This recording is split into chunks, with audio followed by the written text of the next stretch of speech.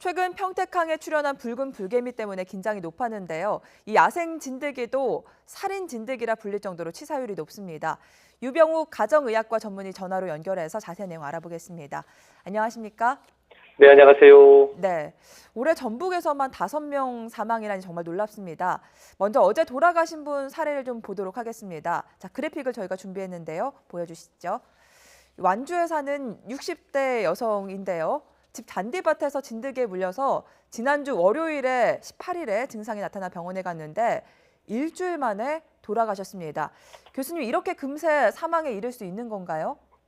사실 이 내용을 보면 진드기에 대해서 굉장히 공포감이 들 수도 있는데요. 네. 정말 안타까운 일이긴 하지만 어떤 분들이 이런 일이 발생했을까 쭉 지난 5년간 분석을 한번 해봤어요. 분석을 해보니까 대부분 낮은 자세로 일하시는 농업 네네. 또는 임업 채취업 또는 이제 50세 이상 그리고 실제로 또 불행한 일이 발생하시는 분 경우에는 본인의 지병이 있는 경우가 많았습니다. 네. 즉 이 중증 열성 혈소판 감소 증후군으로 사망하는 경우에는 그 기존에 기저질환이 있고 그리고 고령인 경우 이런 경우에 이 질환이 급격히 진행하면서 마치 이렇게 짧은 시간 만에도 나쁜 일이 발생하는 것처럼 보이는데요.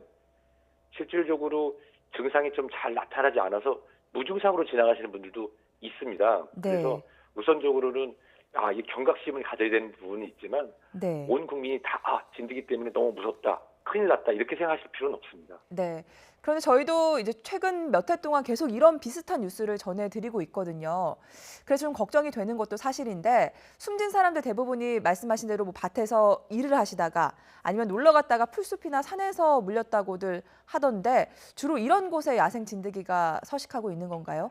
그렇습니다. 이 야생 진드기라고 하는 것들은 이 활동 시기가 있거든요. 네. 추운 겨울에는 어려울 텐데 이제 날씨가 좀 좋아지고 또 야외 활동이 늘어나면서 우리 인간들하고 접촉이 이제 많아지는 시기가 있거든요. 바로 요 5월 말 6월 네. 그리고 또 9월 10월 경이 되면 활동이 서로가 많아집니다. 즉 우리 인류도 인간들도 많이 이제 풀이나 이런 것에 많이 노출이 되고 또 이때가 이 진드기들이 알을 낳는 시기가 돼서 새롭게 다른 풀에 있는 체액 말고 동물이나 인간에 있는 혈액을 요구하는 그런 시기가 되다 보니까 이런 외출이 잦아지는 시기와 그다음에 이런 진드기가 번식하는 시기가 물리면서 환자가 많이 증가하는 것으로 알려져 있습니다. 네, 딱 요맘때 조심해야 된다는 말씀이신데 저희가 화면을 통해서 야생 진드기를 보니까 크기가 정말 작습니다.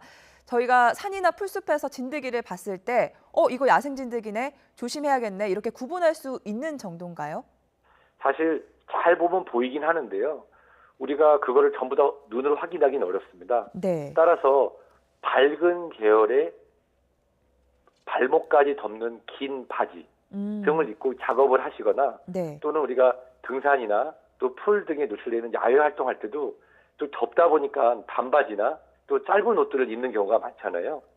하지만 손목 또는 발목까지 완전히 덮을 수 있는 보호 장구가 있는 상태에서 작업을 하시거나 또는 이런 야외에서 활동하실 때도 밝은 계열의 긴 옷을 입음으로써 이게 색깔이 짙은 갈색이나 검은 계열의 것이기 때문에 그런 경우에는 눈에 쉽게 띌 수가 있거든요.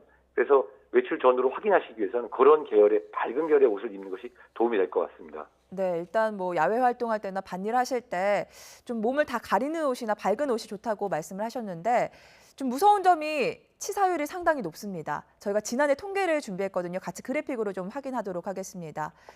지난해 통계인데요. 야생 진드기에 물린 사람이 272명 확진이 됐습니다. 이 가운데 54명이 숨졌습니다. 뭐 10명 물리면 2명 정도는 목숨을 잃었다는 얘기인데 왜 이렇게 사망률이 높은 걸까요?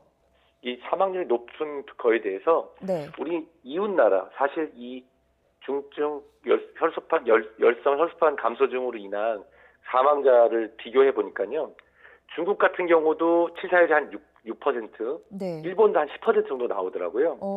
우리나라 같은 경우도 지금 방금 말씀하신 대로 좀 이렇게 안타까운 일이 발생을 하는데요.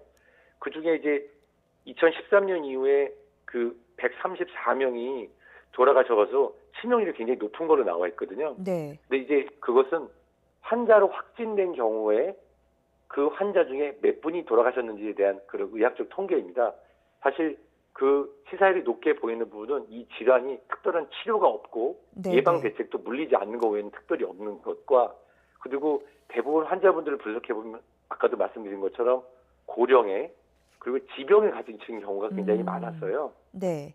따라서 상대적으로 치사율이 높은 걸로 보이는 부분도 있고, 또 아까 말씀드린 대로 젊고 건강하신 분들은 증상이 미미하게 나타나서 병원에 가지 않음으로써 그 환자로 진단되지 않은 가능성도 충분히 아, 있습니다. 그럼 본인만 좀 따라- 건강하다면 이 중증 열성 혈소판 감소 증후군까지 가지 않을 수도 있다는 말씀이시죠? 그렇습니다. 그래서 대부분 환자로 그 진단된 경우가 60세 이상이 많았습니다, 사실은. 네. 그래서 물론 주의는 해드리는 게 맞고요. 왜냐하면 건강한 성인이라고 하더라도 이 갑자기 혈소판이 기능을 안 하고 깨지고 간에 손상이 되면서 간 기능이 떨어지기 때문에 사망이라고 하는 불행한 일까지 진행되진 않더라도 상당한 합병증을 남는 것은 사실입니다. 네. 하지만 요 단순히 그 환자로 진단된 환자분 중에 불행한 일이 발생한 그런 수치만 봐서 굉장히 높다라고 얘기를 하는데, 실질적으로 다른 뭐 수막구균이나 일본 내용 같은 경우도 네. 그 숫자로만 보면은 굉장히 치사율이 높은 걸로 돼 있거든요. 그래서 이게 매년 이런 방송을 통해서 환자분들이 경각심을 갖긴 하는데 또 시간이 지나면 또 잊어버리는 것도 사실입니다. 따라서 이거 조심해야 된다. 그리고 그렇지만 이 진드기만 보면 또 너무 놀라서 네. 집에 있는 애완견이나 반려동물들의 진드기까지 막 놀라시는 경우가 있는데, 사실은 진드기를 조심해야 된다 정도로 이해하시면 좋을 것 같습니다. 네, 알겠습니다. 근데 주로 밭일하시는 분들이 또 어르신들이 많잖아요. 그래서 더 걱정이 되는데 일단 어떤 증상 나타나면은 내가 야생진드기에 물렸구나라고 알 수가 있을까요? 사실은 이게 바로 나타나는 경우도 있는데 약간의 그런 잠복기가 있습니다. 물린 후에는 일단 열이 납니다. 38도에서 40도까지 고열이 갑자기 확 나는데요. 그러다 보니까 우리가 인플루엔자, 독감하고도 오래 하는 경우가 있어요. 네. 근데 지금 시기에는 인플루엔자가 많이 유행하는 시기는 아니잖아요. 그래서 네. 갑자기 나타나는 고열, 그리고 구역감, 구토, 설사, 그리고 반점 등이 나타나. 왜냐하면 혈소판이 깨지면은 쉽게 멍이 들거나 몸에 꽁꽁꽁꽁 붉은 반점이 나타나는 경우가 있거든요. 그런 증상을 보인다고 하면 우선적으로 응급실이나 인근 대형 병원의 감염내과 또는 이 열성 질환을 볼 수 있는 과로 바로 방문을 하시는 게 좋습니다. 네. 일단 치료 백신이 없다니까 안 물리는 게 제일 중요할 것 같은데 예방법은 아까 말씀하신 대로 몸을 많이 가리는 옷을 입는 게 가장 좋은 예방법이 될 수가 있을까요? 그렇습니다. 잠깐 말씀드린 대로 내가 최근에 등산을 했거나 야외 활동을 했는데 열흘 또는 일주일 사이 갑자기 열이 난다. 그럼 즉시 병원에 찾는 게 1번이고요. 두 번째는 이렇게 업무를 하신 후에 보호 장구를 잘 하셨지만은 그래도 혹시 모르니까 귀가 후에는 바로 야외에서 입었던 옷은 밖에서 털어서 벗어나서 햇볕에 말리고, 네. 귀가 후에 바로 샤워 목욕을 통해서 몸에 진드기가 붙어 있는지 확인하면서 물로 잘 씻어내는 것이 가장 중요합니다. 네. 자, 요새 밭일하시는 어르신분들 덥다고 옷을 많이 벗게 되시는데요. 몸을 최대한 가리고 일을 하시는 게 좋을 것 같습니다. 유병욱 교수님이었습니다. 감사합니다. 네, 건강하세요.